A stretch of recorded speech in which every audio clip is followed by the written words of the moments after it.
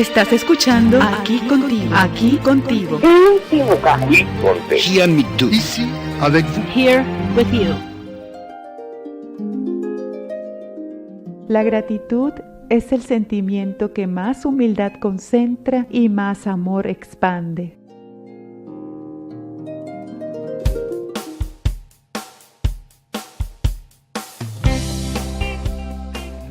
Hola amigos, muy buenas noches, tengan todos ustedes bienvenidos Aquí Contigo. Les saluda Evelyn Conte, hoy lunes 14 de noviembre. Feliz de que me estés acompañando esta noche, te invito a que estés conmigo a esta hora de programación. Hoy para mí es un honor tener como invitada a Nelly Vega, graduada en Historia Universal con especialidad en culturas antiguas, en Egipto, Grecia y Roma. Nelly, bienvenida al programa, ¿cómo estás? Muy bien, gracias. Muchas gracias por haberme invitado. Es muy importante y muy lindo. No, para nosotros es un honor tenerte en el programa y ya el público va a saber por qué. Ya tenemos como 11 años, yo tengo 11 años trabajando con Nelly en programa de radio y de verdad es una experiencia maravillosa, hemos aprendido muchísimo contigo y para nosotros es un honor tenerte en el programa. El título de este programa esta noche es Hay diosas dentro de cada mujer. Y vamos a conversar sobre la importancia y el papel importante de la mujer en el pasado y en el presente. Expliquémosles a los oyentes, Nelly, por qué nosotros escogimos este título. Bueno, escogimos este título porque las diosas no tienen nada que ver con la religión. En la mitología de la diosa es la expresión externa de los arquetipos de lo femenino. Y nos hablan de las diferentes experiencias vividas en el curso de nuestras vidas personales. Cada una de nosotros tiene muchas veces varias diosas y una que es la que sobresale. Si las conocemos, podríamos manejarlas psicológicamente y mejorar muchas de las situaciones de nuestra vida. ¿Podrías explicarnos qué es un arquetipo? Bueno, un arquetipo es una palabra creada por el psiquiatra y psicólogo Carl Jung, que tiene mucho que ver con todo lo que es psicología moderna. Él dice que esa palabra arquetipo la ha creado porque está en el inconsciente colectivo de toda la humanidad. Y su expresión consciente pertenece, por lo tanto, al ámbito de la mitología, porque son como conceptos que no personalizados, sino que pueden ser ubicados o adaptados a diferentes personas y que solamente esa persona puede identificarlos. Es un arquetipo. ¿Y cómo empezó todo esto de las diosas?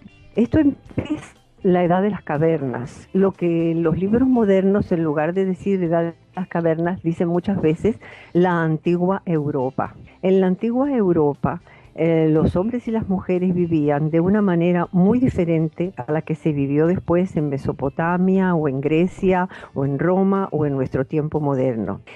Ese era un momento histórico muy femenino, muy feminista. ¿Por qué razón? Porque toda la vida de una mujer, tanto física como psicológicamente, era como un gran misterio para los hombres de ese tiempo. Ellos no comprendían muy bien la sexualidad femenina y la asociación que tenía esa sexualidad, es decir, la menstruación, con el ritmo de la luna. Entonces, al ellos darse cuenta que la mujer tenía mucho que ver con los ciclos cósmicos, pensaron que el vientre de la mujer era como la misma tierra, fértil. Y la comparaban, por ejemplo, a la muerte de la semilla que se entierra y que después de un tiempo crece una mata. Ellos no se daban cuenta de la importancia que tenía el interacto sexual, no lo comprendían. Entonces pensaban que era como algo mágico que sucedía. La mujer era capaz de crear un ser que venía al mundo y la sangre que aparecía en el proceso para ellos se convertía mágicamente en la leche que el niño tomaba.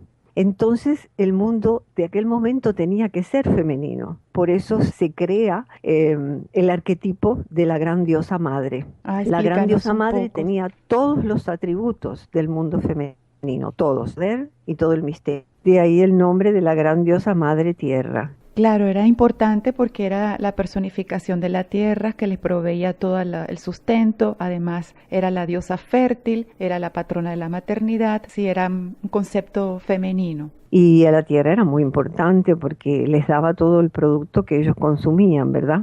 Para ellos el mundo era femenino porque no lo comprendían. Y bueno, y me imagino que por supuesto no existió discriminación hacia la mujer, puesto por todo lo que pasaba alrededor, era todo un misterio para ellos. No, no Imagino había que no. ninguna discriminación, lo hacían porque consideraban que todo lo que le sucedía a la mujer era mágico. No podían entenderlo de otra manera, la ciencia no estaba allí, el concepto de los mitos tampoco. Ellos pensaban que todo era magia y que todo era misterio. Y según dice nuestro muy admirado Joseph Campbell, la mujer todavía continúa siendo un misterio. Es cierto.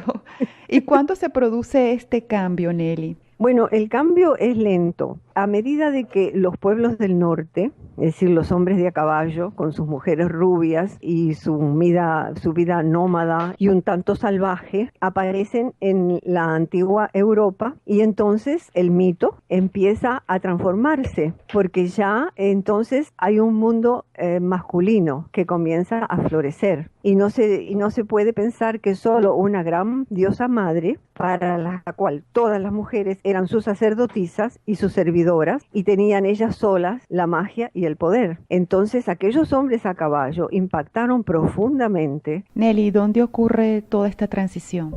Eso es en los albores es decir, cuando la edad de las cavernas ya se va convirtiendo el hombre en sedentario. Al principio el hombre vive en esa forma un poco sedentaria y empieza a cultivar la tierra. Y entonces el mito de la diosa se acrecenta en importancia. Pero los hombres de a caballo, con su invasión, empiezan a generar discordia y crisis entre esos hombres. Y la diosa va perdiendo su importancia. Como gran diosa madre, tiene todos los atributos de la tierra, porque esos hombres aprenden que hay otros hombres que traen otros dioses y otras maneras de ver la vida. Nelly, entonces, ¿qué pasó en Egipto? Egipto fue una cultura y una civilización así como un poco diferente y separada del resto de todas las demás culturas. No sabemos exactamente por qué y de dónde los egipcios encontraron y consiguieron todo el conocimiento que tenían. Esas son muchas teorías que están por allí, pero que no convencen todavía a nadie. Evidentemente, la civilización egipcia fue como un legado en una bandeja de oro de un pueblo que vino de algún otro lugar.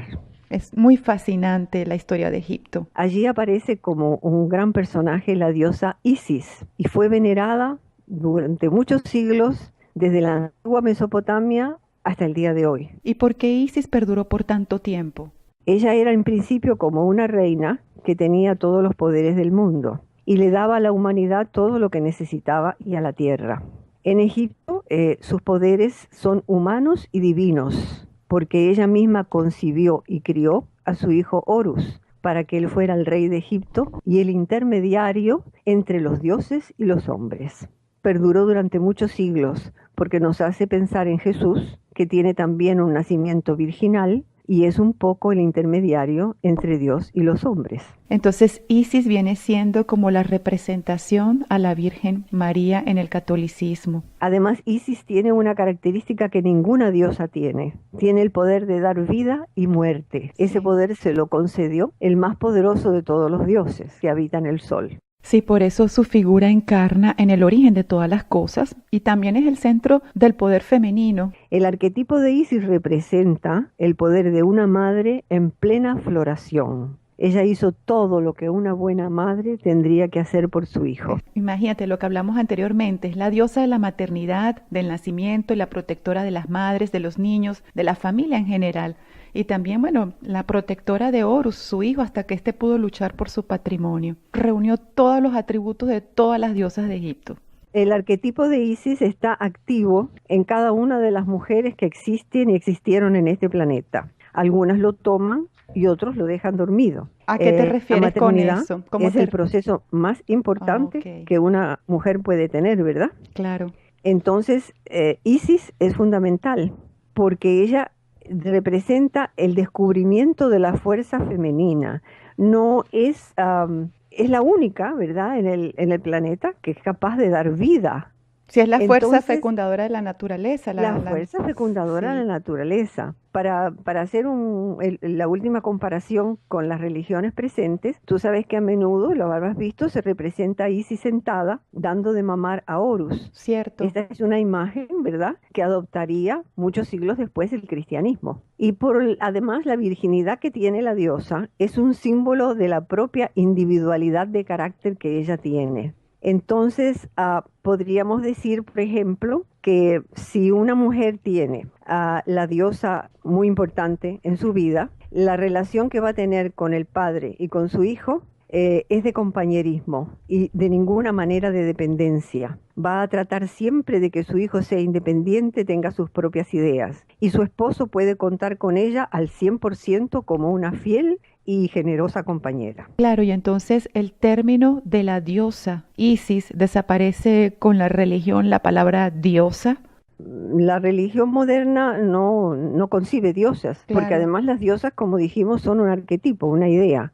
Concibe una virgen, ¿verdad? La Virgen María, o lo que sea necesario para cada una de las religiones que funcionan ahora. ¿Y cómo Grecia reacciona a todo esto? El asunto se pone turbio, vamos a Sí. decir, cuando aparece Grecia. El advenimiento de la cultura griega, que era altamente sofisticada y muy diferente a las culturas de Mesopotamia y de Egipto, es la que provoca realmente un gran cambio en todos estos conceptos. La religión de la antigua Grecia refleja ideas patriarcales, porque así era su estructura social. La cultura grecia es fundamentalmente patriarcal. ¿Cómo Isis, que era una deidad egipcia, se convirtió en parte de la religión griega? Bueno, Isis queda así como un poco olvidada. La que vuelve a querer tener un lugar preponderante es la Gran Madre, pero como la cultura griega es patriarcal, es machista, vamos a decir, Ujú. entonces ellos decidieron que una sola mujer no podía tener ese gran dominio, ni sobre la naturaleza, ni sobre el Estado, ni sobre la sociedad, ni sobre los guerreros. Entonces deciden crear 7 diosas que van a tener cada una de ellas uno de los atributos de la Gran Madre. ¿Y cuáles son esas 7 diosas que crearon? 7 diosas Ok. que crearon, ellos las dividieron en estos momentos en 3 categorías. Había diosas vírgenes, Artemisa, una de ellas, Palas Atenea, Hestia, son las diosas vírgenes, las que nunca se casaron, nunca tuvieron hijos y tenían otros atributos muy importantes. El primer grupo, Nelly, entonces son las llamadas diosas vírgenes. Vamos a comenzar con Artemisa, una de las principales diosas. Artemisa, por ejemplo, es la que se llama en Roma Diana, la cazadora. Es la diosa de la caza y la diosa de la luna. Es la diosa que protege las tierras vírgenes y es la arquera del disparo certero, autora de la juventud.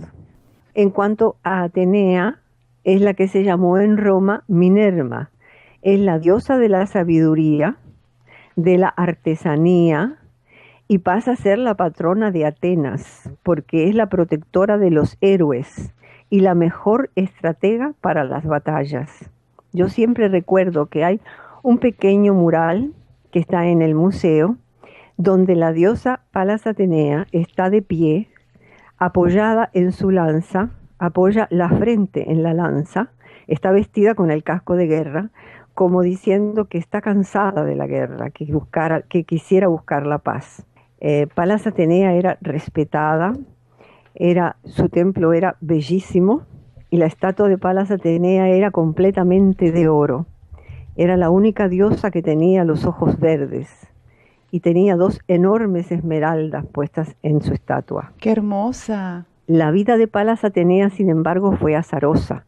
Ella dicen que surge de la mente de Zeus, el rey de los dioses en el monte Olimpo, en Grecia.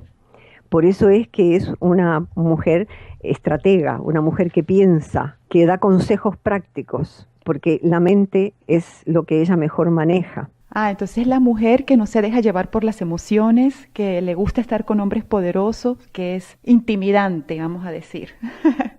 Palas Atenea tenía un compañero de juegos y lo que aprendían era a luchar con las espadas. Como un Sin socio. querer, sí, sin querer, ella mata a su compañero de juegos. Ay, qué terrible. ¿Y cómo lo mató? Entonces, ¿Jugando? sí, porque esa era la manera de jugar, entrenarse en la guerra. Sí, claro, Los dos tenían que porque, ver con la guerra. claro, Entonces, su compañero se llamaba Palas. Para ella fue muy triste todo lo que sucedió. qué Y experiencia. Zeus le dijo, lo único que voy a hacer en ti es que jamás podrás tener un hijo. Y te vas a tener que ocupar, sin embargo, de los hijos abandonados de las demás mujeres. Ella se me parece a Juana de Entonces, Arco. entonces ella, en honor a su compañero de juegos, que se querían mucho, ella se pasa a llamar Palas Atenea. Por eso, ¿verdad? Es que ese es Ah, el nombre con que la conocimos después a lo largo de la historia, desconocía esa parte, qué bonito, qué lástima que fue de esa manera, ¿no? Qué ¿verdad? tristeza, qué triste. ¿Verdad? Casi todas estas diosas han tenido de verdad una experiencia muy fuerte, ¿no? Muy brutal. Claro. Y después tenemos a Hestia. Hestia se escribe con H, todo el mundo me pregunta eso siempre. Es la Vesta de Roma. Esta es la diosa del hogar, la que limpia la casa y cuida el fuego. Por eso los romanos, al convertirla en Vesta, le hicieron un templo muy hermoso, que todavía algunos están en pie, donde se conservaba el fuego sagrado, que no Sí. podía apagarse nunca. Me pregunto entonces si el trato de esta diosa difiere de los romanos a Grecia. En Roma, donde la mujer no era demasiado respetada ni muy bien tratada, aunque en Grecia las trataban peor aún todavía, las vestales tenían grandes privilegios. Ellas tenían que vivir todo el tiempo en el monasterio, vamos a decir así, en el templo, y cuando salían a la calle tenían que salir dos juntas para cuidarse la una a la otra. Cuando ellas Ah, caminaban por la calle, todo el mundo tenía que retirarse porque no se podía ni siquiera rozar la vestimenta de una vestal, porque eran sagradas y todas vírgenes. esa no fue en la época en que Roma estuvo sumida en un periodo de caos y crisis de guerras civiles y entraron los bárbaros. Cuando Roma cae y es invadida por los bárbaros, lo primero que hacen los bárbaros es ir al templo de Vesta y violar a las vestales. Ay, qué terrible. Realmente terrible. Así es la historia de la humanidad. Por los que nos estás contando se puede ver el peso histórico que tenían esas sacerdotisas por sus características, por sus singularidades, por lo que representaban, además de preservar el fuego de la vida, el fuego sagrado. ¿Qué otros privilegios contaban ellas en la sociedad? Cuando había un juicio, la Ajá, última eso. palabra podían darla ellas. Si se intentaba condenar a alguien y se llamaba a las vestales, lo que ellas dijeran, eso era Wow. absoluto. Por ejemplo, supongamos que querían condenar a alguien a muerte. Si la vestal decía que eso no era correcto, había que tener la palabra de la vestal. El juez no Wow. podía hacer otra cosa. ¿Y cómo escogían a esas personas para que fueran así tan, vamos a llamarlas, justas? Desde que eran niñas se escogían. Es decir, Tenían que se ser, veían no, ciertos atributos en las niñas para poder internarse en el templo y convertirse en vestales. entonces las sacerdotisas no podían romper su voto de castidad, no podían casarse ni tener hijos, No, compañero ni no, nada, no se casaban nunca, ni nada. tenían hijos, ni nada. Después tenemos otro grupo que se llaman las diosas vulnerables. Esas son las diosas que lo pasaron feo, la verdad. Una de ellas era Hera, la esposa de Zeus. Zeus la engañaba muchísimo y Hera sufría, pero lo amaba. La otra era Deméter y la otra era Perséfone. Hera pasó a ser Juno en Roma y sigue siendo la diosa del matrimonio, la esposa de Zeus, la esposa perfecta. Deméter se convierte en Ceres en Roma y es la diosa de las cosechas, la que es capaz de bendecir la tierra y hacer que la tierra produzca mucho. Perséfone se convierte en Proserpina en Roma y es la hija, es decir, la hija perfecta, la que ama profundamente a su padre, lo respeta y quisiera quedarse con él para siempre y muchas veces ni siquiera piensa en casarse. Después tenemos a una diosa muy controvertida que se llama, le dicen la diosa alquímica. Ah, Esa es Afrodita, Venus.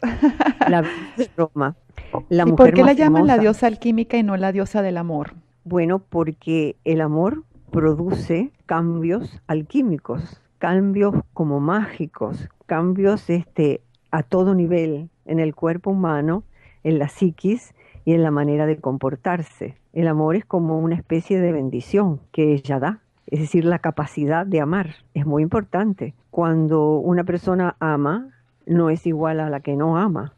Es decir, no tiene el mismo sentido de muchas cosas, ni tiene la misma sensibilidad, ni tiene la misma atención por los seres humanos. Afrodita es una diosa increíblemente hermosa. Además del amor, ella crea belleza y tiene la capacidad de crear todo lo hermoso que nos rodea, todo, todo. Claro, esta diosa mora en el corazón de cada mujer. Ella representa la parte femenina, aportando fecundidad, protección, la gracia, la delicadeza, el encanto, lo que hace que a la mujer le sea llamativa, cautivadora, deseable, ¿no? Y es una madre increíblemente maravillosa, Ahora vamos, capaz de cuidar a sus hijos y también, como Isis, dejar que sean totalmente independientes y libres. Y en ningún momento intenta presionarlos ni a sentir obligados a nada. Lo que Afrodita no está muy interesada en tener un esposo. Ella se vale en todo por sí misma. muy independiente. Muy independiente, sí, es una diosa totalmente independiente. Nelly, disculpa que Y te interrumpa, tengo una pregunta. Estas diosas fueron mujeres, ¿verdad? Antes de convertirse en diosas, no, la diosa es un concepto, un no es concepto. realmente una mujer. Yo sé que a todos nos confunden porque Eh, de todas las estatuas, ¿verdad? Que se veneraban. sí, Pero lo que en ellas se veneraba realmente era como la energía que ellas manejaban. Es decir, ahora es que los psicólogos han llegado a descubrir todo eso. claro. Posiblemente en aquel momento las personas pensaban simplemente que la estatua era la que tenía ese poder, pero es que ese poder está en el cósmico y está tanto para las mujeres como para los hombres. En algún momento podríamos hablar también de los dioses que habitan en cada hombre. Claro, más adelante lo Cada hacemos. ser humano tiene varias, y he descubierto que tengo muchos problemas con la diosa Hestia, porque no me gusta limpiar la casa.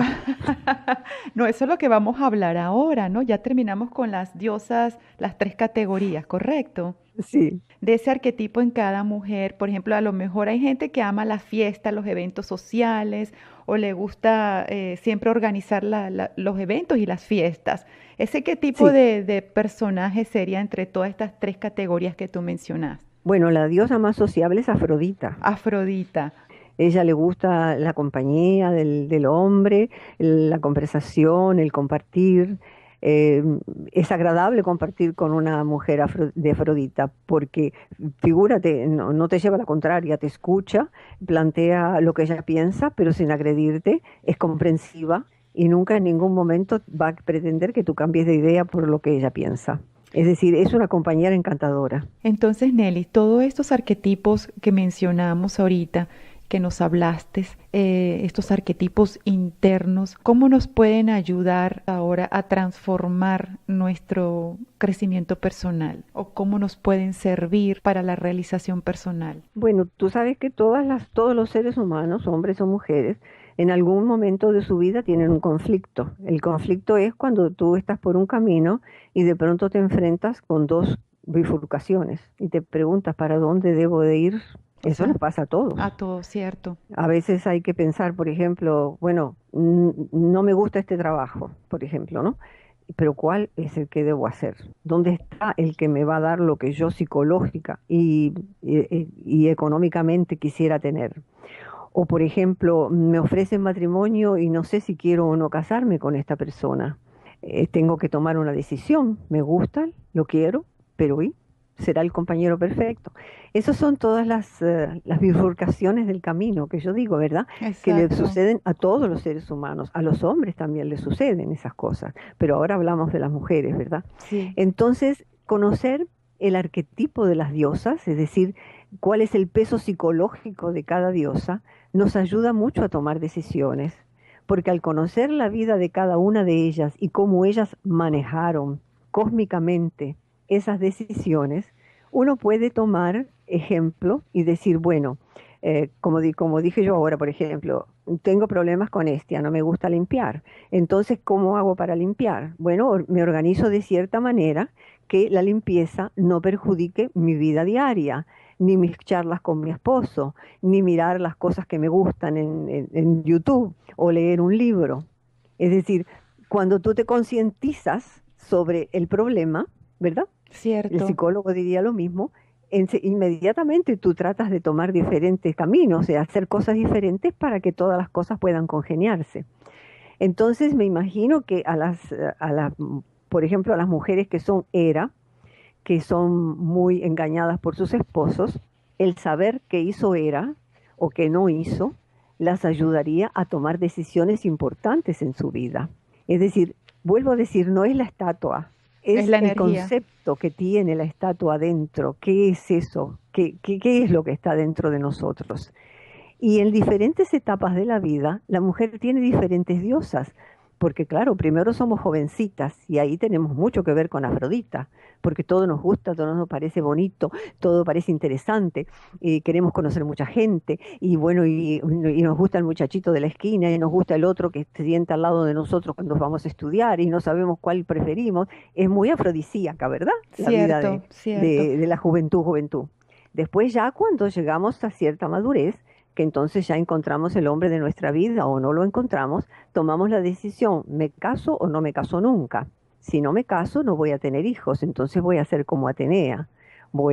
Tengo a Atenea muy cerca, voy a querer ayudar a las personas Claro. que tienen hijos, a tomarlos de alguna manera bajo cuidarlos o atenderlos.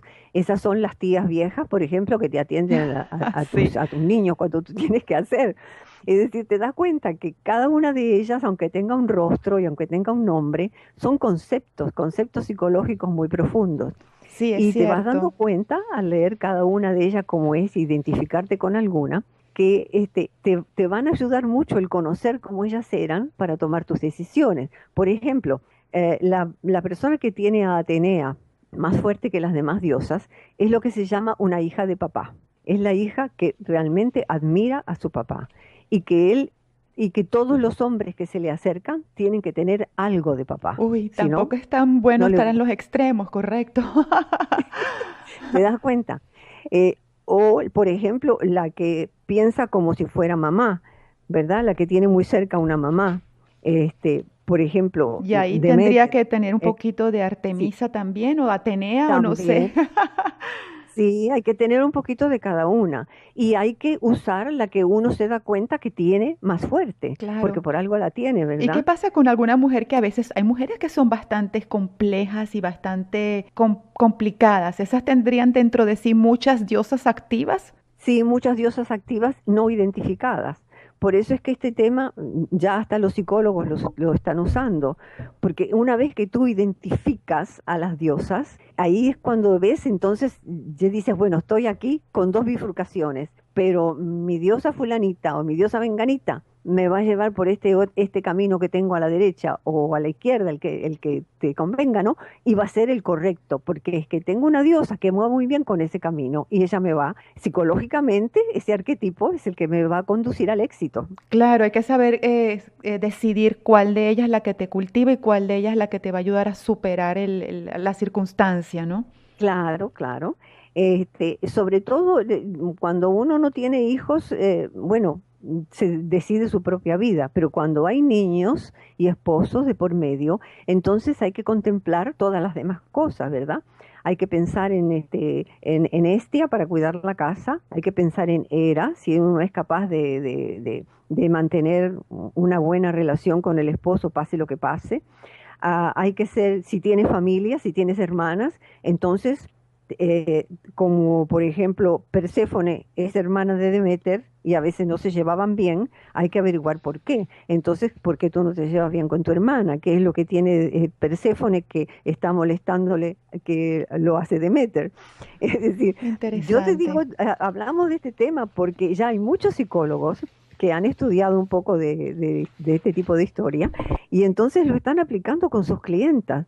No se lo dicen, ¿no? Pero las estudian y después a solas hacen un compendio y se dan cuenta de cuál es el arquetipo de la diosa que tiene esa persona. Claro, se trata de hacerse consciente de este proceso y una vez descubierto qué esquema básico de existencia la persona se identifica, es importante trabajarlo, potenciarlo y, por supuesto, desarrollarlo para mantener un balance de las diosas dentro de uno.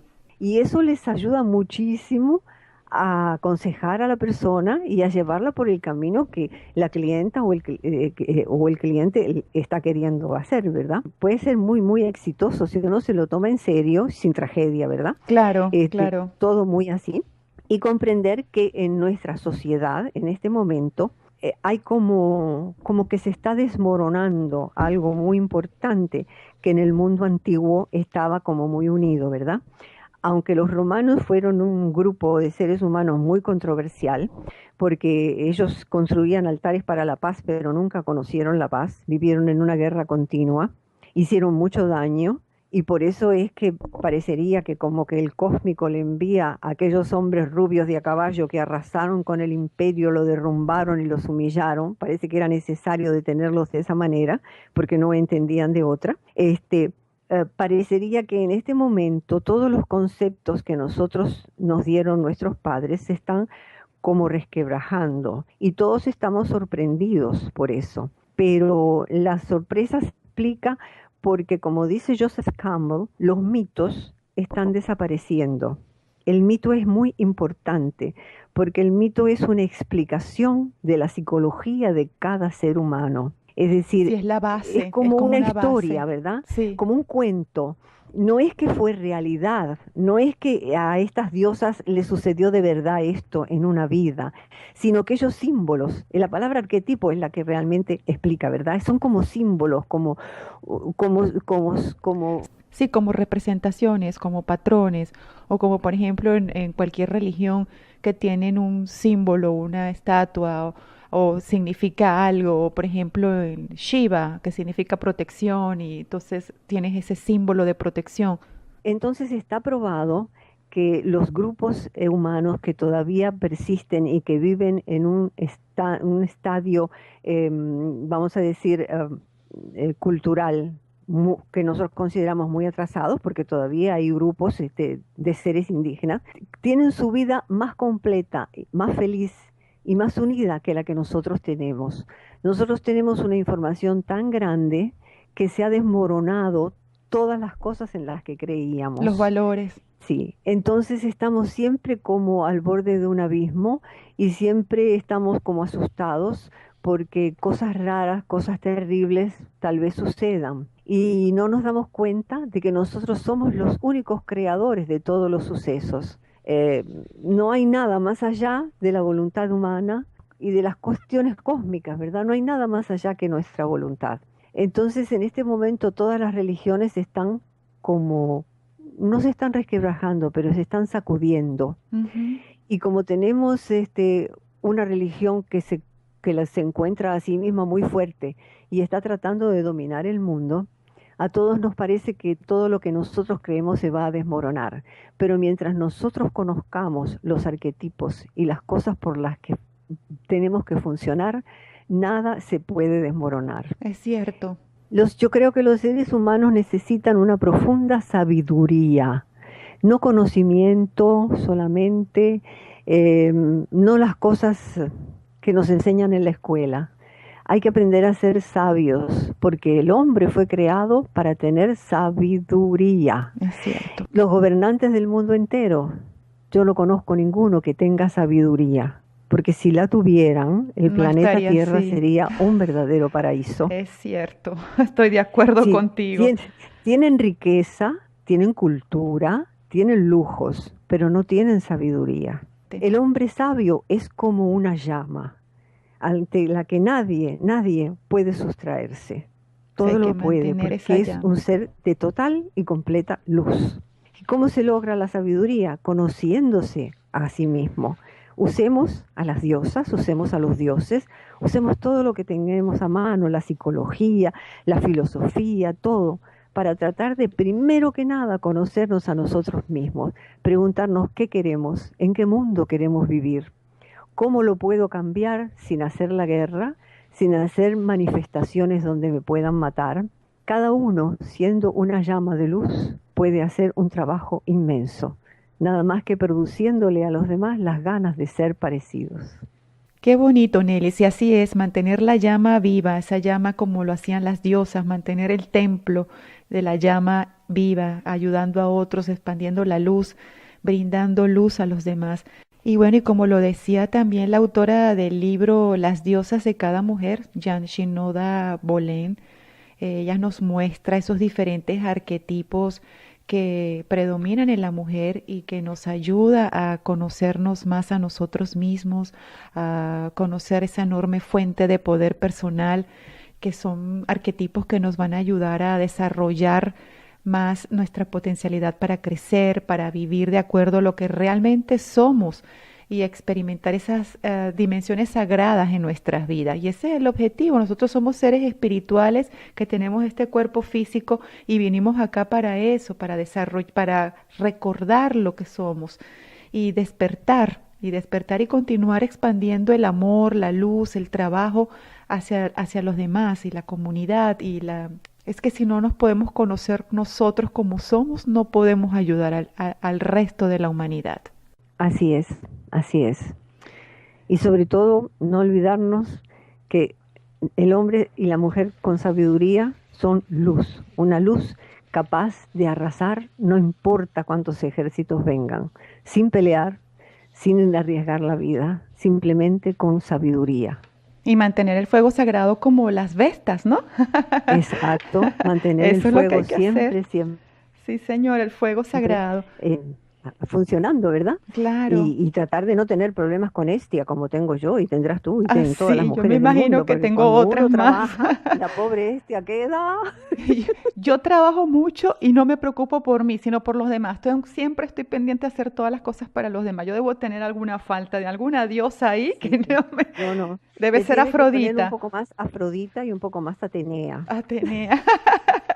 Sí, Palas Atenea es una diosa increíblemente poderosa. Increíblemente poderosa. Nelly, y volviendo nuevamente a Isis, yo quisiera saber por qué en Egipto Isis y las mujeres vivían como vivían y en Grecia no pudo ser así. Es decir, haber nacido en Egipto en aquella época era un gran privilegio. La mujer era respetada como no se volvió a respetar nunca en este planeta. Tenían cosas a su favor que nosotros las hemos perdido a través de los siglos y de los mundos patriarcales que nos correspondieron vivir hasta el día de hoy. La mujer podía ser lo que quisiera ser, abogada, médico, dueña de una empresa, era capaz de manejar grandes fortunas, podía heredar. Parece cómico, ¿no? Porque ahora también heredamos, pero lo que heredamos son disgustos y nada más que el social. Entonces, el papel de la mujer era importantísimo, importantísimo. Por eso en Egipto la gente cree todo lo contrario, ¿no? Pero el faraón se casaba por amor y elegía muy bien a su esposa, porque era una esposa para toda la vida, y iba a ser su compañera, y iba a gobernar con él. ¿Por qué? Porque tenía ese privilegio, cosa que se perdió con el tiempo. ¿Qué pasaba en Grecia? La mujer en Grecia... Te digo solo una cosa que ya te la va a pintar completa. La mujer era propiedad del esposo y cuando el esposo vendía la casa, la vendía con la mujer adentro. Uy, Dios mío, qué horrible. Sí. La mujer dormía tirada en el piso en la cocina. ¿Y por qué ese cambio tan drástico de Egipto a Grecia? ¿Por qué? Todo el encanto y la belleza de Egipto se pierde, naturalmente. Llega un momento en que las culturas o las civilizaciones, por muy brillantes que sean, tienen un cenit, duermen o desaparecen. Lamentablemente, toda esa belleza, esa maravilla, ese privilegio que tenía la mujer, que además podía salir a la calle a hacer sus compras. En Grecia la mujer no podía salir a la calle a comprar nada, el marido lo compraba, porque las que salían a la calle eran nada más que las prostitutas. En Roma, para que la mujer saliera a la calle tenía que llevar un guardia con ella, no podía ser sola. Y aunque era un poquito más respetada, la madre, ¿verdad?, no tenía el total respeto ni la total reverencia que tenía en Egipto. Yo siempre me acuerdo de un poema egipcio que es un consejo que le da el padre al hijo que se va a casar. Y le dice: cuidarás a tu esposa como a una joya de cristal fino. Ella será el perfume de tus noches y la alegría de tu hogar. Y cuando tengas hijos hermosos como estrellas, pondrás a sus pies lo mejor de tu cosecha. Qué bellísimo. Y fíjate que hoy en día también, ¿no? Se sigue viviendo esta etapa de que hay discriminación con la mujer, maltrato a Claro, la mujer. las mujeres, aunque hagamos el mismo trabajo del hombre, por muy grande que sea la empresa, te pagan menos. Sí, sigue todavía la misma discriminación y ojalá que, bueno, podamos retomar esto que tú acabas de decir, hacer conciencia y cambiar. Sí, porque hay muchas mujeres que son luchadoras, que consiguieron proyectarse más allá de lo que la sociedad les imponía, mujeres guerreras, científicas, aventureras, políticas, todas con tenacidad, valentía, inteligencia, perseverancia, que han tratado de salir adelante, pero lamentablemente muy pocas son las que llegan a ser reconocidas por lo que vivimos en una sociedad todavía machista, de mucha discriminación, ¿no? Sí, hablando por ejemplo de lo que estábamos diciendo, la mujer que es muy hija de papá, que Sí. tiene a Atenea muy cerca. Hay un ejemplo en historia que es Isabel I de Inglaterra, la mujer que construyó el imperio. Ella gobernó como un verdadero hombre de Estado y tenía una mente de estratega increíble. Sí, hay muchas Figúrate que figuras, el imperio británico se cayó nada más que con esta segunda Isabel, porque él decidió entregarlo.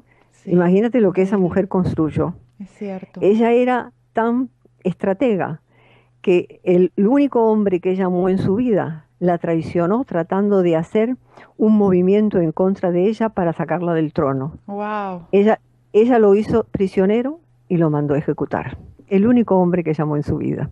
Figúrate qué mente tendría esa mujer, cómo tendría a Palas Atenea ahí puesta en su cerebro. Y como ella hay Esa fue, muchas en la esa fue la historia. mejor gobernante que yo conozco en el mundo. No hubo otra mejor que ella. Sí, como ella también hubo muchas con Palas Ateneas como carácter dominante, ¿no? Mujeres Bueno, talentosas y en fuertes. Egipto hubo una que se llamaba Hatshepsut, que también era hija de papá. Todas las que son hijas de papá y que papá es el ídolo, ahí tienes ahí a Palas A Atenea. Palas. Y igual con la de mamá, También, sí. a Palas Con Ateneas. Afrodita bueno, no con Hestia, no, dejémosle limpiar la casa. Ya me lo dijiste. Yo ya tengo mucho de Hestia, yo limpio la casa, me encanta. Bueno, yo limpio porque no me queda otra, pero con Claro. un sufrimiento. Y el que le encanta cocinar será la misma Afrodita también. Todo lo que abarca el amor, me imagino que es de Afrodita. Dedicarse a los Sí, demás, la sí. compasión, el cariño, todo. El cariño, porque no es solo la pasión, es el amor a los niños, el amor a la vegetación, el amor. La mujer de Afrodita tiene unos jardines preciosos siempre llenos de flores, y la que no cultiva zanahorias y cultiva apios y lo que sea. Es decir, todo lo que sea crear, amar, tiene que ver con Afrodita.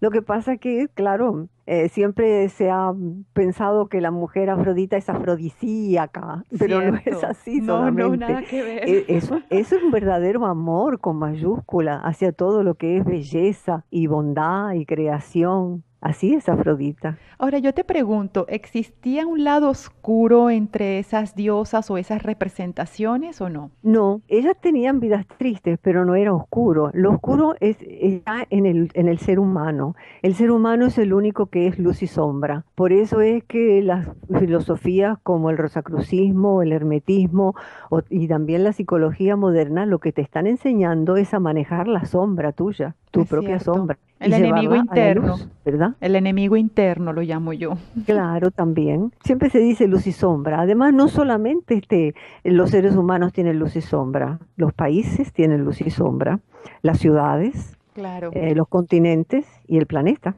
El claro. planeta tiene luz y sombra también. Porque claro, estamos ahí viviendo y eso es lo que estamos creando. Un No, trabajo que se pero está haciendo eso de es, a poco. todo se puede cambiar. Claro, Vivimos en el planeta más hermoso del universo. Yo que me he tenido que estudiar todos los planetas cuando estudiaba historia, yo no he encontrado ninguno que sea tan hermoso como el nuestro. como Es el bellísimo. nuestro. Nuestro planeta azul es una bendición realmente.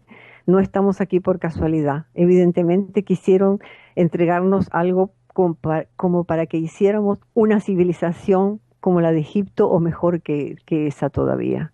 Y no pudimos hacerlo por todas estas cosas que estamos hablando, por no conocernos a nosotros mismos, por no ser sabios. No importa saber cuánto es 2 más 2, lo importante es que seas sabio.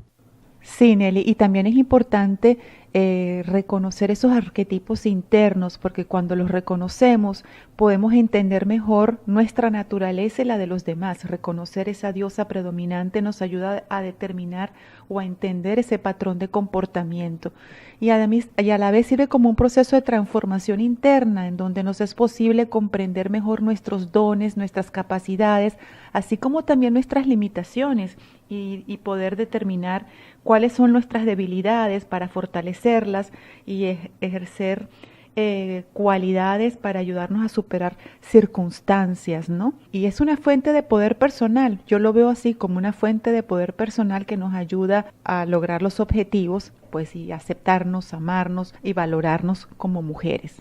Claro que sí. Yo espero que de alguna manera, yo no soy conferencista, soy profesora y toda profesora espera o todo profesor espera despertar en quien lo escucha la necesidad de saber más y aún más de lo que yo les dije. Por eso acercarse a los libros, investigar, tratar de aprender y en una autotransformación, comprenderse a sí misma, sentirse orgullosa de ser mujer y amar a la diosa predominante que tenemos dentro, ese concepto, usarlo y hacer lo más positivo de todo. Y además te agradezco muchísimo que me hayas dado la oportunidad de contar todas estas pequeñas cosas que creo que son tan útiles. No, gracias a ti, Nelly, me encantó como siempre compartir contigo y aprender un poco más, sobre todo ahorita de las diosas de cada mujer y conocernos un poquito más. Gracias a ti, Nelly. Bueno, hasta pronto. Estás escuchando Aquí Contigo. Aquí Contigo. Ici avec vous. Here with you.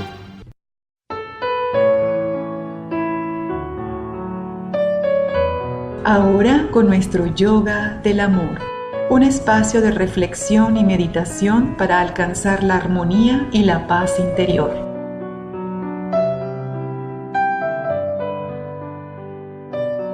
De pequeña me gustaba el circo, me encantaban los espectáculos con animales, y el animal que más me gustaba era el elefante. Me impresionaban sus enormes dimensiones y su fuerza descomunal. Después de la función, al salir de la carpa, me quedaba extrañado al ver el animal atado a una pequeña estaca clavada en el suelo con una cadena que le aprisionaba una de las patas. La cadena era gruesa, pero la estaca era una minúscula madera clavada a pocos centímetros de profundidad. Era evidente que un animal tan grande, capaz de arrancar un árbol, también podía tirar aquel minúsculo tronco y huir. ¿Pero por qué no lo arranca y escapa?, le pregunté a mis padres. Me contestaron que era porque estaba amaestrado. La respuesta, sin embargo, no me convenció. Si estaba amaestrado, ¿por qué lo tenían atado? Pregunté a parientes y maestros y pasó mucho tiempo, mucho, hasta que alguien por fin resultó ser un sabio y me dio la respuesta convincente. El elefante del circo no se escapa porque está atado a una estaca parecida desde que era muy, muy pequeño. Entonces me imaginé al elefante recién nacido y atado a una estaca. Seguro que el animal tiró y tiró tratando de liberarse. Debía terminar el día agotado porque aquella estaca era más fuerte que él. Al día siguiente debía volver a probar con el mismo resultado y al tercer día igual, y así hasta que un día terrible para él, el elefante aceptó su impotencia y se resignó a su destino. Desde entonces el elefante tenía grabado el recuerdo de su impotencia y lo que es peor, nunca más volvió a cuestionarse ese recuerdo y nunca más volvió a poner a prueba su fuerza. Y a menudo nos pasa así. Vivimos encadenados a estacas que nos quitan la libertad. Pensamos siempre que no podemos hacer tal cosa o tal otra cosa sencillamente porque un día, hace mucho tiempo, lo intentamos y no lo conseguimos. Entonces nos grabamos en la memoria ese mensaje: no puedo y nunca podré. Esta creencia autoimpuesta nos ha limitado desde entonces y no la hemos cuestionado más. Seguramente ahora somos más fuertes y estamos más preparados, pero aquel recuerdo nos frena a la hora de intentar liberarnos.